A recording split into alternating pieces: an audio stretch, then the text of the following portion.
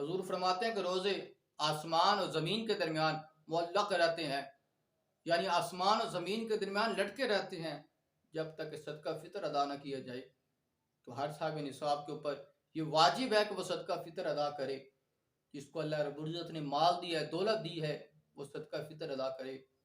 صدقہ فطر سب سے پہلے اپنے قریبی غریب رشتہ داروں کو دیکھیں، ان کو دیں، لیکن ان میں جن کی نسلوں سے آپ آ رہے ہیں یا جو آپ کی نسل چل رہی ہے ان کو صدقہ فطر نہیں دے سکتے۔ ماں باپ، دادی دادا، نانی نانا ہے، ان کو صدقہ فطر نہیں دے سکتے۔ ان کی نسلوں سے آپ آ رہے ہیں، جو آپ کی نسل چل رہی ہے، بیٹی بیٹا ہے، پوتی پوتا ہے، نواسی نواسا، ان کو بھی نہیں دے سکتے۔ شوہر بیوی کو نہیں دے سکتا، بیوی شوہر کو نہیں دے سکتی۔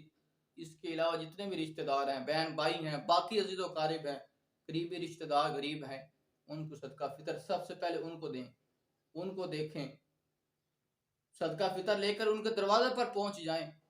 باقی دنوں میں غریب فقیر آپ کے دروازے پر آتا ہے، لیکن رمضان مبارک میں صدقہ فطر لے کر آپ اس کے دروازے پر چلے جائیں، خود اس کے دروازے پر جائیں، آپ کے لیے رحمت کے دروازے کھل جائیں گے۔ صدقہ فطر سے مال کم نہیں ہوتا بلکہ بڑھ جاتا ہے۔ حضور فرماتے ہیں ما نقص مال عبد من صدقہ، کہ صدقے سے مال کم نہیں ہوتا۔ مصطفیٰ کریم فرماتے ہیں کہ جو کسی غریب کو، کسی محتاج کو صدقہ دیتا ہے تو اس کے ہاتھ میں بعد میں پہنچتا ہے، خدا کے پاس پہلے پہنچ جاتا ہے۔